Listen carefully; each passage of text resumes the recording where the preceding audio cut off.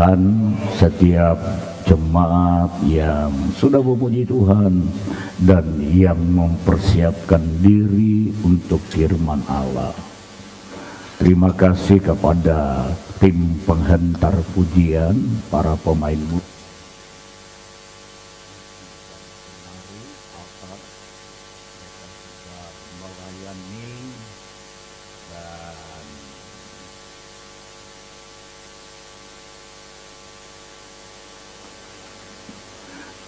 Ada masalah mungkin di sana, ya. Ini tidak masalah di sini. Baik, puji Tuhan. Jadi kita sudah dihentar memuji dan memuliakan Tuhan. Ada kata-kata dalam pujian tadi, saya sitir kembali bahwa tidak ingin kompromi dengan dunia ini. Yang ada hanyalah mau melakukan firman Allah, ya, dan tidak mau melakukan yang mendukakan hati Tuhan. Saudara-saudara, ini sebuah komitmen yang baik yang dinyatakan melalui pujian.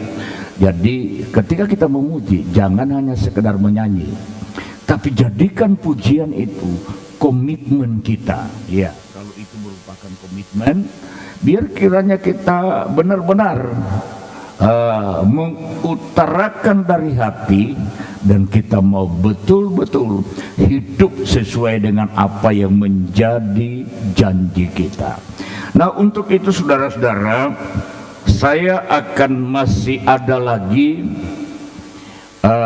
di dalam pemberitaan firman pagi ini melalui Ibrani pasal 11 ayat yang ke-6. Kita bangkit berdiri, ini masuk sesi yang ketiga, Ibrani 11 ayat yang ke-6. Demikian bunyi firman Tuhan. Tetapi tanpa iman tidak mungkin orang berkenan kepada Allah. Kalau saudara masih ingat, waktu lalu saya jelaskan bahwa berkenan itu euaresteo, artinya menyenangkan, memuaskan Allah. Sebab barangsiapa berpaling kepada Allah, ia harus percaya bahwa Allah ada dan bahwa Allah memberi upah kepada orang yang sungguh-sungguh mencari Dia. Katakan amin. Silakan duduk kembali. Terima kasih, Tuhan memberkati. Saudara-saudara, pada sesi pertama saya sampaikan ayat ini. Saya membahas pada waktu itu, kalau saudara masih bisa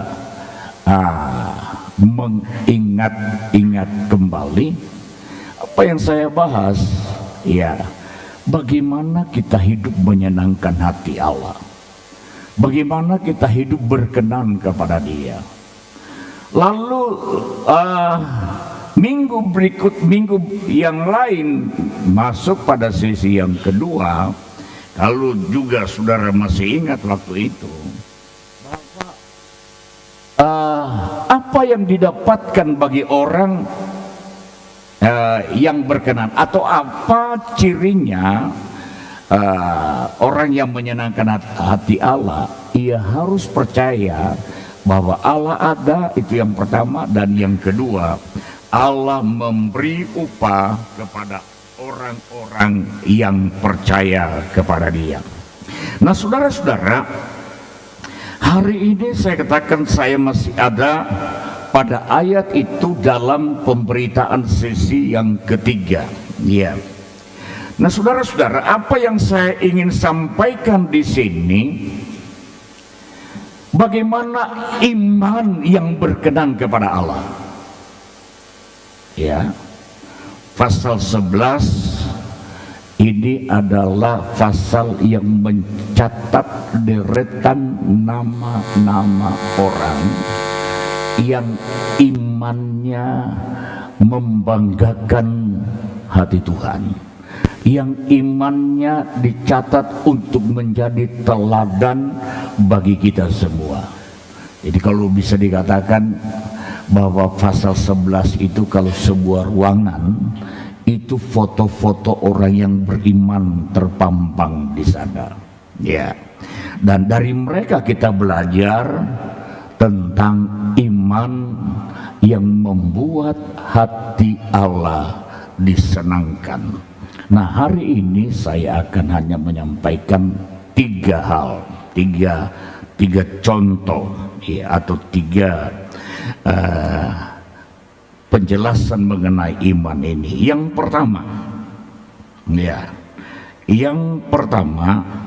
saudara-saudara, dalam Ibrani pasalnya yang ke-11 ayat yang ketiga. Coba ayat yang ketiga. Karena iman,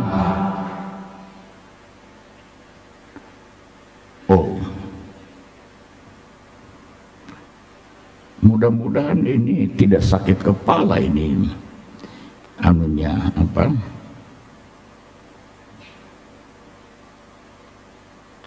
Ya, saya bacakan saja. Karena iman kita mengerti, ya, saudara-saudara, sekali lagi, karena iman kita mengerti bahwa alam semesta telah dijadikan oleh firman Allah, sehingga apa yang kita lihat telah terjadi dari apa yang tidak dapat kita lihat. Jadi ini yang pertama, iman yang seperti apa yang membuat hatinya Allah senang, yaitu beriman ketika kita melihat alam semesta ini, maka kita percaya bahwa alam semesta ini tidak jadi dengan sendirinya, karena ada teori-teori yang menentang penciptaan, tetapi mereka tidak punya dasar argumentasi yang kuat. Alkitab mencatat dengan jelas, ya, dan dikatakan bahwa ketika kita menyaksikan alam semesta, cakrawala yang terbentang luas dengan segala isinya termasuk manusia, maka kita harus percaya oleh karena kita mengerti bahwa semua ini ada tangan yang kuat, yang maha kuasa, yang telah menciptakannya. Nah, mari kita akan melihat penciptaan itu, saudara, dalam Kejadian pasalnya yang pertama. Ya. Kejadian pasal 1 ayat 1. Ya, jadi kita percaya bahwa Allah itu Allah yang sudah menciptakan segala sesuatunya. Ya. Kejadian pasal 1 ayat 1. Pada mulanya Allah menciptakan langit dan bumi. Ada banyak orang yang tercatat di dalam sejarah, tercatat di dalam lembaga-lembaga penghargaan. Oleh karena apa? Oleh karena mereka berhasil menciptakan sesuatu. Apa yang kita pergunakan itu ada yang menciptakan. Ya, kita kan sekarang kan enak pakai yang sederhana aja. Kain. Dulu kan orang tidak mengenal kain, pakaian itu. Pakaian orang dulu kan kalau kita perhatikan dari kulit, ya, makanya di dalam Alkitab kita membaca Paulus sempat bekerja sebagai penyamat kulit. Mungkin saudara sulit membayangkan, Tapi kalau saudara ada di Sulawesi Tengah sekitar 40 tahun yang lalu, ada orang-orang di daerah terpencil pedalaman, mereka membuat pakaian mereka dari kulit kayu. Jadi kulit kayu yang besar itu dikupas, lalu mereka punya alat seperti bodem tapi plat begitu, dipukul-pukul sampai tipis, ya, sehingga bisa dijadikan pakaian. Tetapi siapa yang pertama kali mengajarkan? Pasti ada yang menemukan cara itu. Nah, kita memakai baju sekarang, pasti ada orang yang menemukan bagaimana caranya membuat benang. Kita pakai mobil, pasti ada orang yang menemukan pertama kali bagaimana menciptakan mobil. Tapi kata menciptakan di dalam Kejadian 1 ayat 1 ini dalam bahasa Ibraninya dipakai bara. Pada mulanya Allah menciptakan, bersit bara. Dan kata bara ini adalah kata yang berarti penciptaan dan hanya untuk Allah, bukan untuk manusia.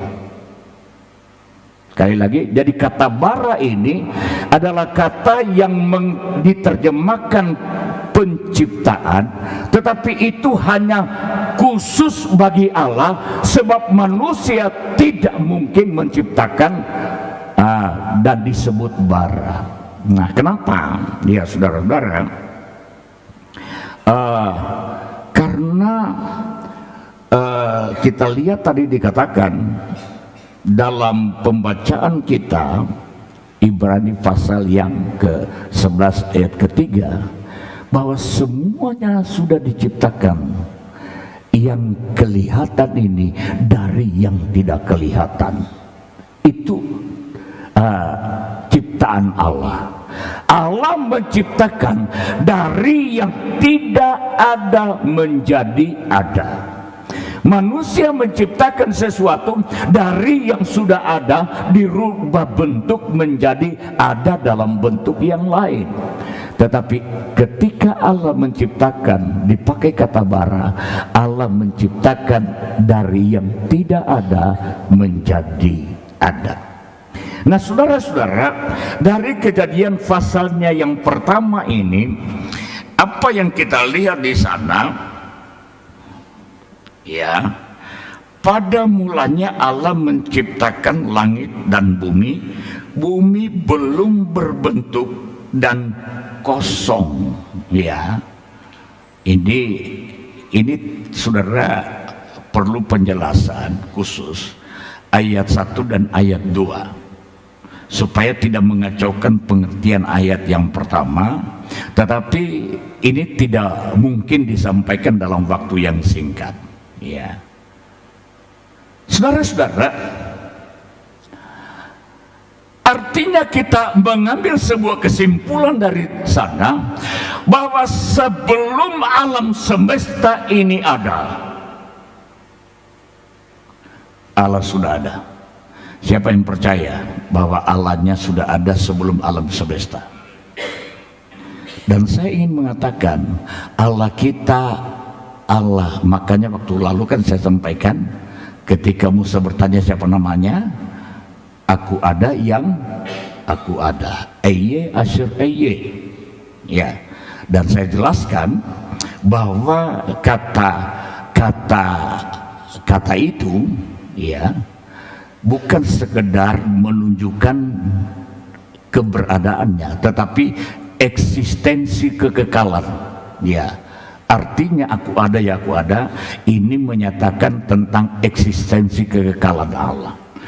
Nah, saudara-saudara, ketika kita masuk dalam kejadian ini, kita harus percaya yang pertama bahwa Allah kita ada sebelum alam semesta ada. Dia sudah ada sebelum alam semesta, dia ada sekarang, dan dia akan terus ada sampai selama-lamanya.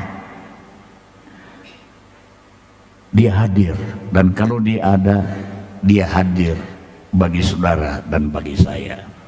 Ya, apapun keadaannya, dia hadir bagi kita. Ya.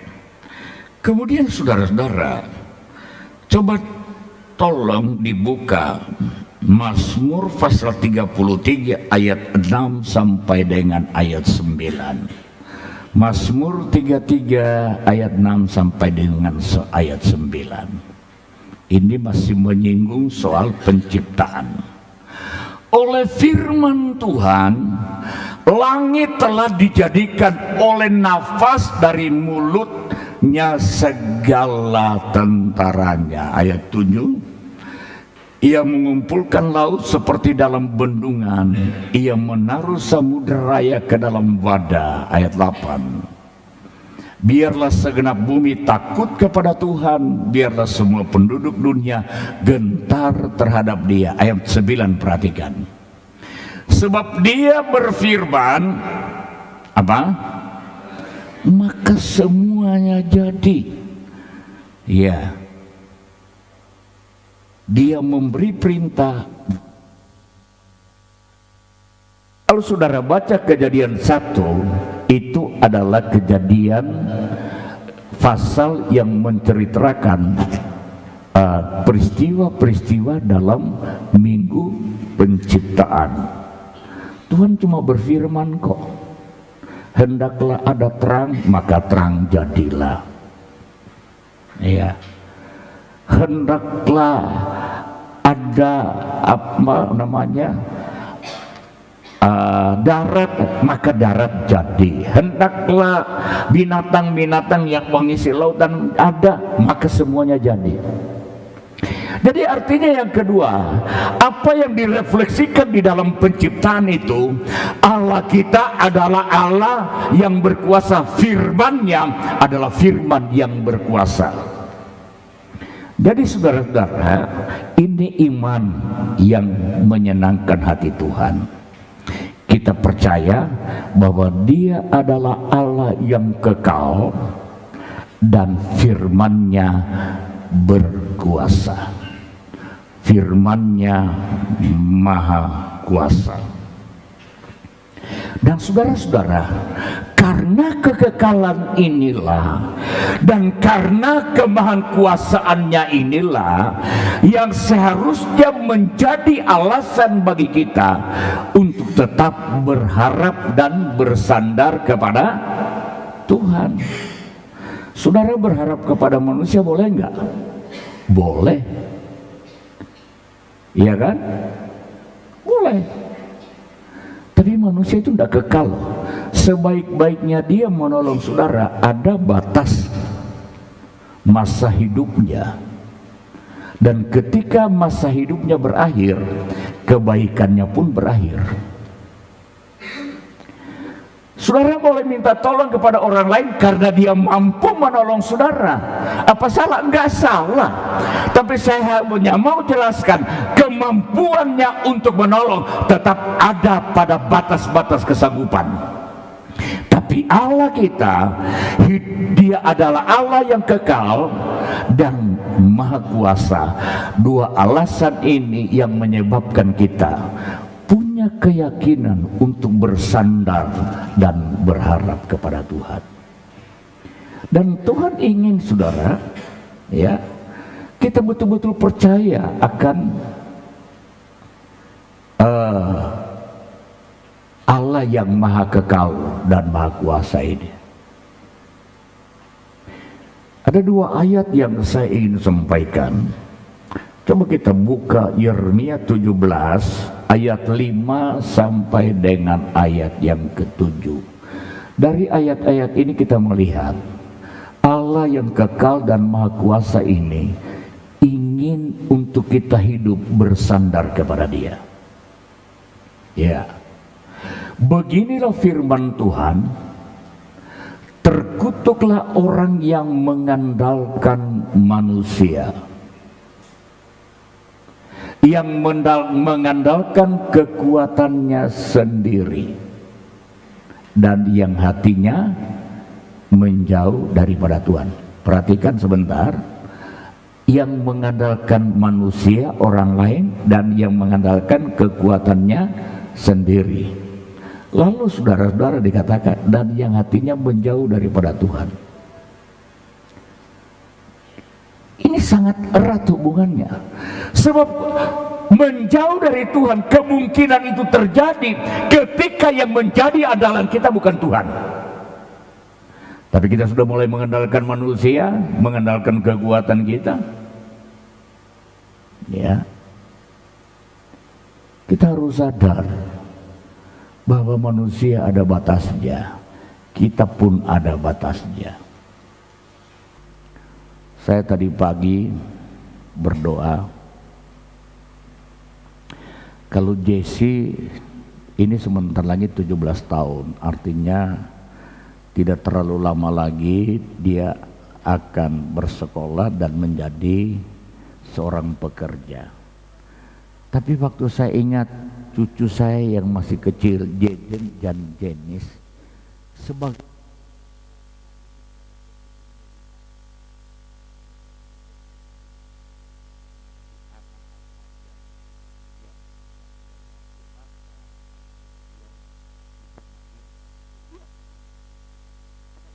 yang menjadi doa saya begini tadi pagi, selain saya berdoa buat jemaat bagaimana, Tuhan boleh enggak aku minta anugerah-Mu, beri aku umur panjang, tapi umur panjang kalau sakit-sakitan aku mau umur panjang, kuat, sehat dan masih bisa melayani.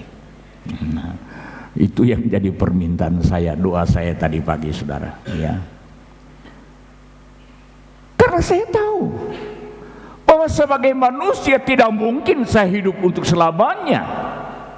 Ada batas kehidupan, dan batas kehidupan manusia dibatasi oleh kematian.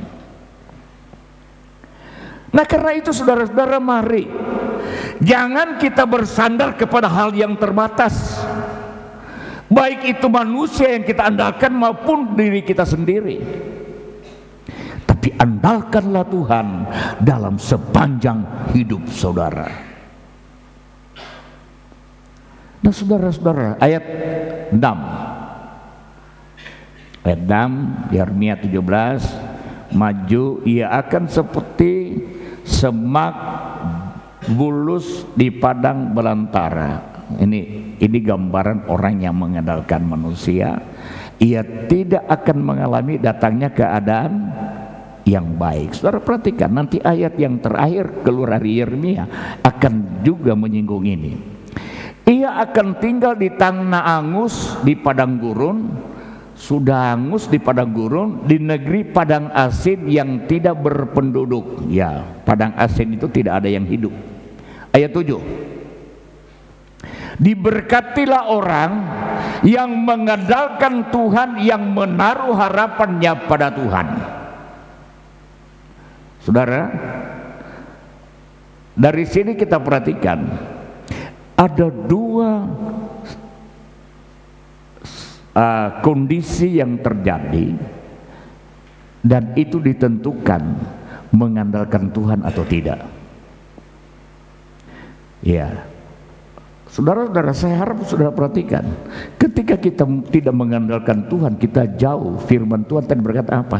Yang tidak baik itu yang kita akan alami. Makanya jangan heran kalau dalam rumah tangga, dalam pekerjaan ada hal-hal yang tidak baik yang kita tidak harapkan. Kenapa? Tidak usah mempersalahkan orang lain. Itu pasti karena kita tidak mengandalkan Tuhan dan kita jauh dari Tuhan. Saudara-saudara, Tuhan mengasihi kita semua. Walaupun saya mau katakan tidak semua, karena kita jauh. Ada yang diizinkan Tuhan justru sebagai ujian iman. Kesetiaan kita diuji oleh pencobaan.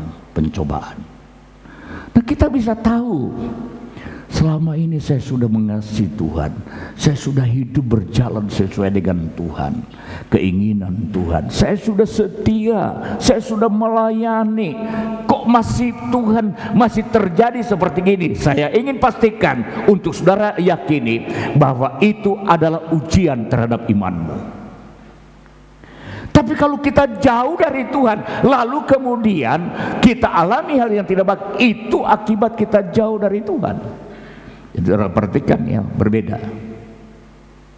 Ya, terus ayat 8.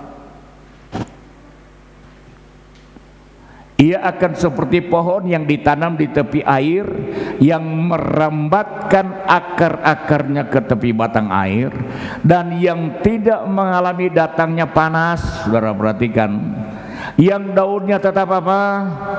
Hijau royo-royo, yang tidak khawatir dalam tahun kering, dan yang tidak berhenti menghasilkan buah. Ayat 9.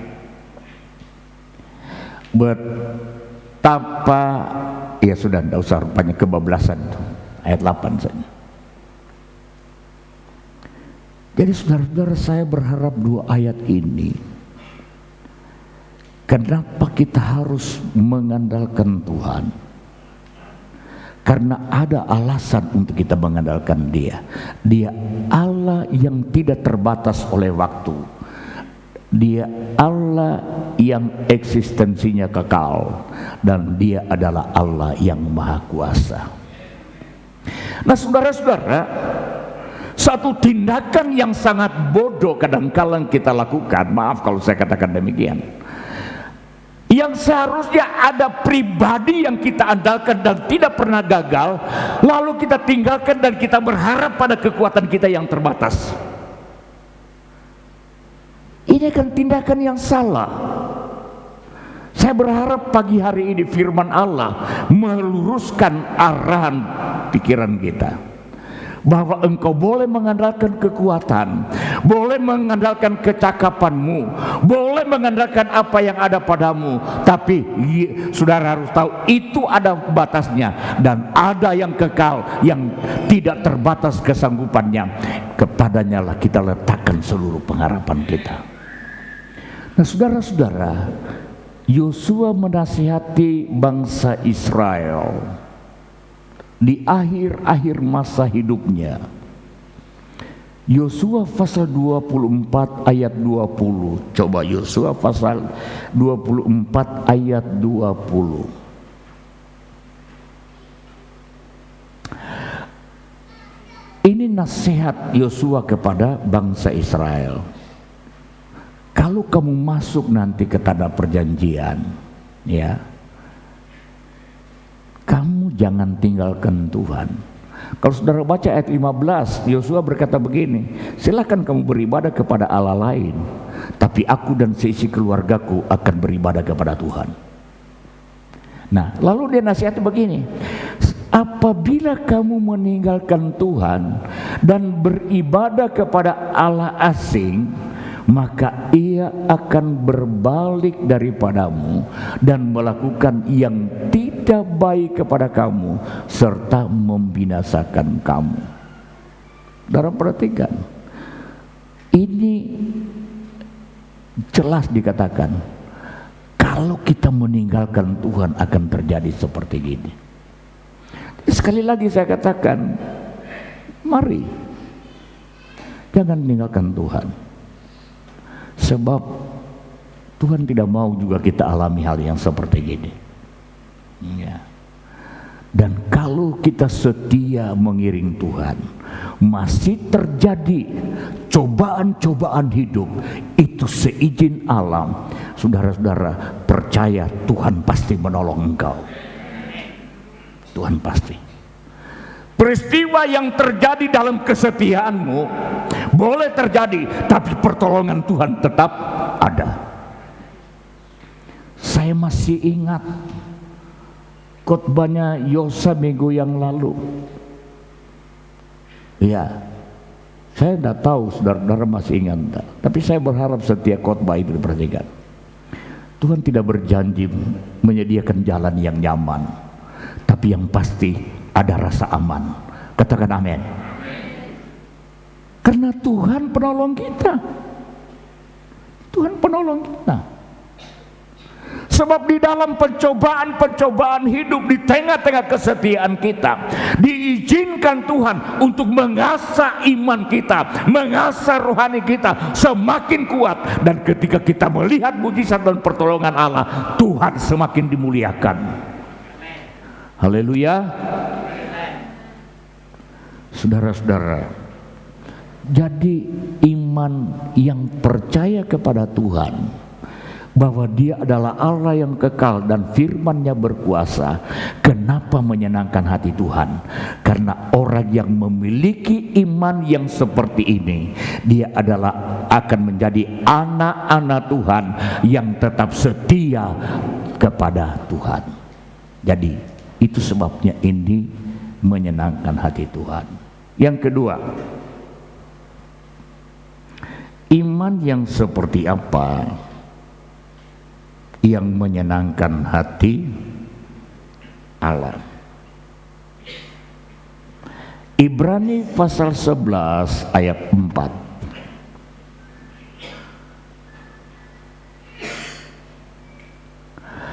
Karena iman Habel telah mempersembahkan kepada Allah korban yang apa? Lebih baik daripada korban Kain. Dengan jalan itu ia memperoleh kesaksian kepadanya, ya, bahwa ia benar, karena Allah berkenan akan persembahannya itu, dan karena iman yang masih berbicara. Karena itu persembahannya itu, dan karena iman ia masih berbicara sesudah ia mati. Ya, darahnya dikatakan masih berteriak di hadapan Allah. Orangnya udah mati, tapi darahnya masih berteriak di hadapan Allah. Itu sebabnya Allah turun menghukum Kain. Saudara, perhatikan pembelaan Tuhan. Sampai darahmu pun diperhatikan oleh Tuhan. Ya. Nah, saudara-saudara yang dikasihi Tuhan, nah kita perhatikan di sini, kita temukan di sini bahwa iman yang dikehendaki dan yang berkenan, menyenangkan, memuaskan hati Allah adalah iman yang berani mempersembahkan yang terbaik. Katakan, mempersembahkan yang terbaik. Mempersembahkan kita biasa, tapi mempersembahkan yang terbaik itu yang sulit. Ya, itu yang sulit. Sebab saya mau tanya sekarang, kira-kira kita kalau kita diberi pilihan, kita cari yang terbaik atau yang baik? Terbaik. Pertama-tama pilihan kita yang terbaik, bukan? Contohnya saja, ketika ada 5 orang berkumpul, lalu disediakan nampan, ya. Lalu nampan ini berisi 5 orang, ya, berisi 2 kilo duku. Kira-kira ngambilnya gimana? Nyene saya pilih sing paling ape, walaupun nanti akhirnya entek juga. Betul enggak? Tapi pasti yang dipilih yang terbaik dulu, ya. Dan saya ingin katakan analogi ini, Allah juga menginginkan yang terbaik dari kita. Berikan yang terbaik, dan Allah pun akan memberikan yang terbaik bagimu. Katakan amin. Saudara-saudara, ini 2 orang kakak beradik. Belum ada orang yang mengajarkan mereka untuk mempersembahkan, belum ada. Cuma dikatakan bahwa dalam pasal 4, Kain menjadi petani dan Habel menjadi peternak. Kain mempersembahkan, dikatakan persembahan dari hasil tanahnya, hasil sulung dari tanahnya. Ya, Kejadian pasal yang keempat itu.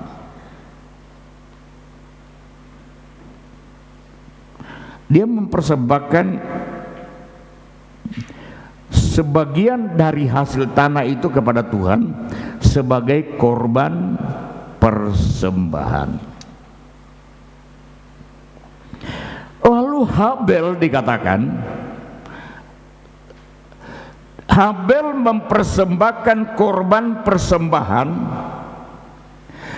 dari anak sulung kambing. Anak sulung, saudara. Makanya kepada bangsa Israel untuk selanjutnya, setiap yang sulung itu milik Allah. Ya. Binatang yang lahir sulung itu milik Tuhan. Bahkan sampai kepada adat sulung pun itu milik Tuhan dan memiliki berkat yang lebih. Yakni yang lemak-lemaknya, maka Tuhan mengindahkan Habel dan korban persembahannya. Di dalam Ibrani tadi apa? Tuhan berkenan dengan persembahan Habel. Jadi kita perhatikan orang iman Habel, ya.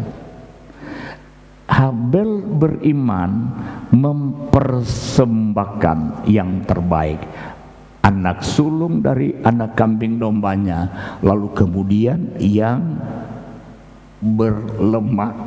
Ya, di dalam terjemahan bahasa Indonesia masa kini dikatakan Habel mempersembahkan bagian yang paling baik bagi Tuhan. Jadi sudah anak sulung yang pilihan, yang anak kambing yang pilihan sulung, dia juga mempersembahkan yang terbaik dari apa yang dia persembahkan. Ya. Nah, saudara-saudara, ini iman yang dihargai oleh Allah terhadap Habel.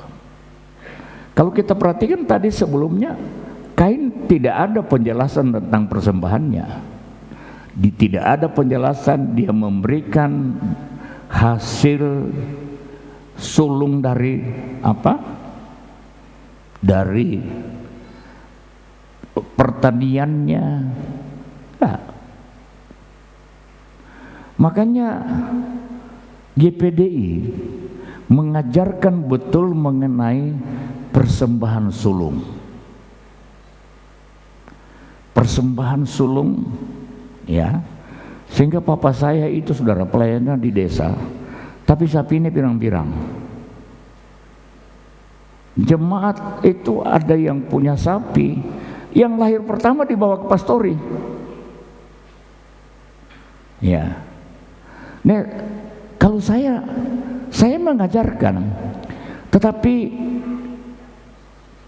hati saya kadang-kadang gak kesampaian. Coba kalau saudara pergi ke gereja-gereja lain, orang menikah mesti ada toh, dipersilakan kepada pengantin dan keluarga persembahan sulung. Aku, aduh, mukaku mau taruh di mana ini? Walaupun itu seharusnya harus saudara, tapi saya betul-betul menjaga apa namanya, jaim lah. Takut untuk dinilai. Anak-anak remaja kita, ya, yang bekerja, saya bersyukur saudara, mereka tahu datang ke pastori, persembahkan hasil sulung pekerjaan mereka. Saya terima, doakan, yuk kita doa. Setelah selesai doa, saya ambil amplopnya, saya bilang, ini Om kasih kamu. Loh, Om kenapa? Om sudah terima, tapi Om kembalikan ke kamu 1 bulan ke depan, jangan ganggu wong tuamu, ini kamu makan. Ya, saya ajarkan, tapi saya kembalikan kepada mereka. Ini saya lakukan. Dan kadang kalau saya bercerita kepada rekan hamba Tuhan mereka akan agak bingung-bingung sedikit. Mungkin pikirannya begini, Pak Yafet yo wonge pendeta orang butuh duit. Saya kembalikan, tanya kalau mereka yang mengembalikan milik sulung, saya kembalikan. Setelah saya doakan, saya kembalikan. Nah, saudara-saudara, Habel dia mempersembahkan, dijelaskan anak sulung dari domba dan yang terbaik yang berlemak. Haleluya. Nah, kenapa di kemudian hari, saudara, perhatikan, Habel mempersembahkan yang terbaik berlemak itu berdasarkan bahasa iman. Ya, iman yang Tuhan taruh di hatinya. Sebab nggak ada perintah. Di kemudian hari barulah kemudian ditetapkan sebagai perintah. Artinya saya ingin katakan, jelaskan kembali. Habel mempersembahkan yang terbaik berlemak itu tanpa perintah, tapi berdasarkan iman yang Tuhan taruh di hatinya. Di kemudian hari baru ada perintah kepada bangsa Israel. Imamat 3 ayatnya yang ke-16, coba dibuka.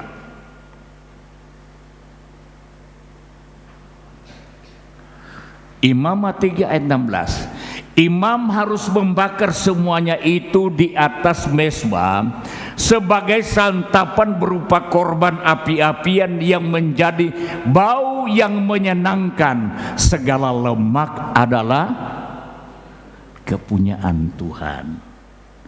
Katakan, segala lemak adalah kepunyaan Tuhan. Baru dijelaskan, saudara. Waktu Habel mempersembahkan belum ada. Ya. Kalau begitu tidak boleh makan lemak, Pak Om.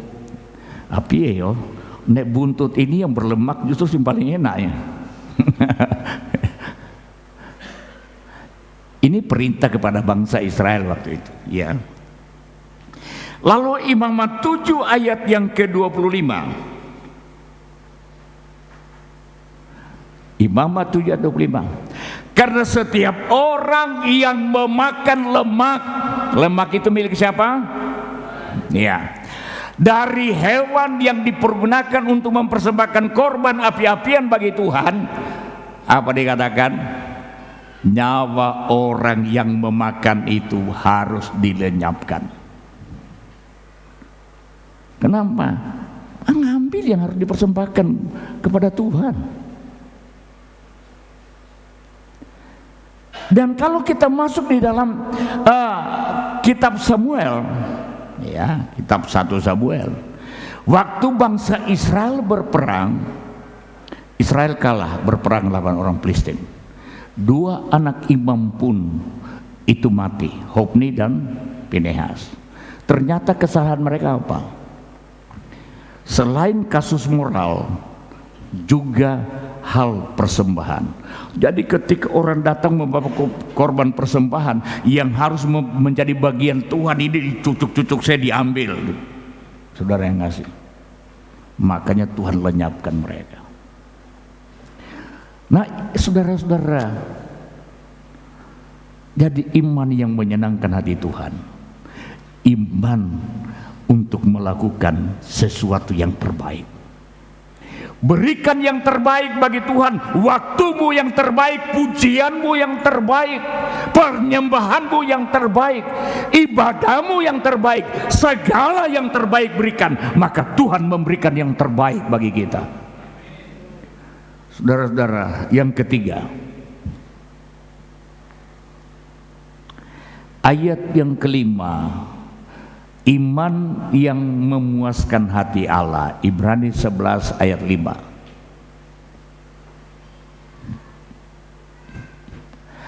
Iman adalah karena iman Henokh terangkat.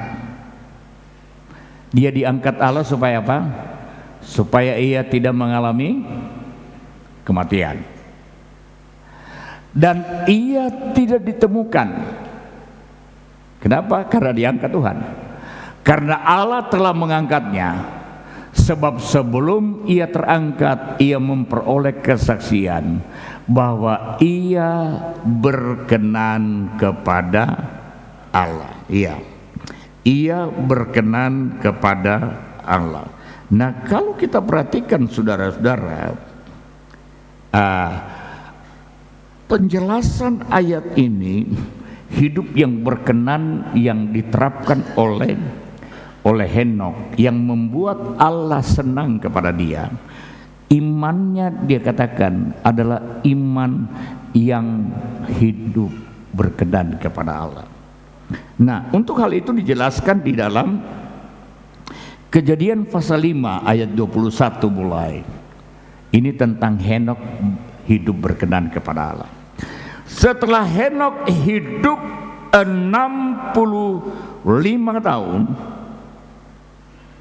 ia memperanak Metusala. Dan Henok hidup bergaul dengan Allah selama 300 tahun lagi setelah ia memperanakan Metusala, dan ia memperanakan anak-anak lelaki dan perempuan. Jadi Henok mencapai umur 365 tahun, dan Henok hidup bergaul dengan Allah. Lalu ia tidak ada lagi sebab ia telah diangkat oleh Allah. Perhatikan, iman Henok, iman yang rela hidup bergaul dengan Allah. Nah, di dalam terjemahan King James kalau tidak salah, di sana hidup bergaul dengan Allah ini apa? Dikatakan di sana, hidup berjalan bersama dengan Tuhan. Henok hidup berjalan bersama dengan Tuhan selama 300 tahun. Nah, 300 tahun ini apa yang kita bisa simpulkan? Halo? Apa? Setia. Kita kadang-kadang aja, jangankan 300, setahun aja ada banyak tidak setianya kadang-kadang. Betul enggak? Henok ini 300 tahun, saudara. Jadi kesetiaannya sangat teruji, dan itu sebabnya imannya berkenan dan menyenangkan hati Allah. 300 tahun, waktu yang sangat lama. Saudara-saudara, dan inilah yang Tuhan mau dari kita. Bahwa perjalanan hidup iman kita banyak tantangan, banyak persoalan, sakit, penyakit, hambatan. Kalau itu adalah bagian daripada ujian iman kita, saya mau katakan, tetap percaya kepada Tuhan dan setia berjalan bersama dengan Tuhan. Nantikan waktu Allah bekerja, turun tangan dan menolong. Waktu kita angkat tangan menyerah di dalam iman, Tuhan turun tangan menyatakan pertolongan bagi kita. Mari kita bangkit berdiri. Saya mau iring Yesus.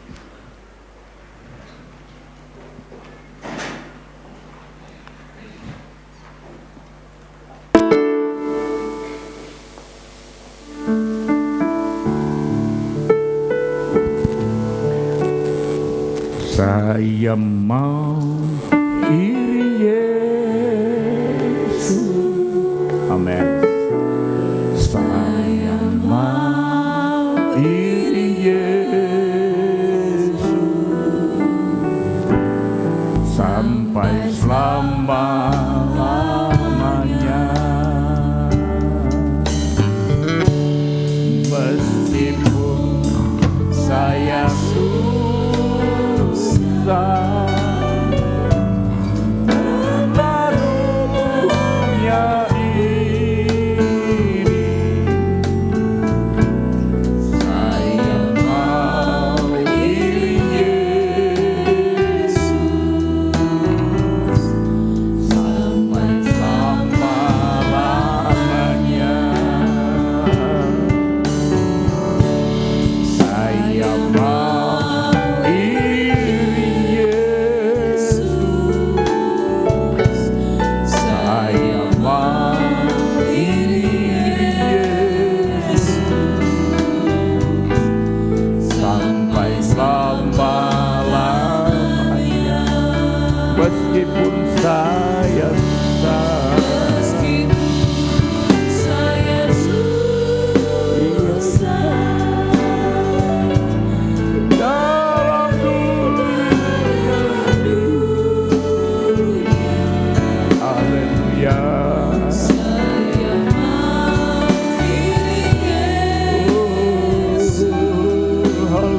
Haleluya.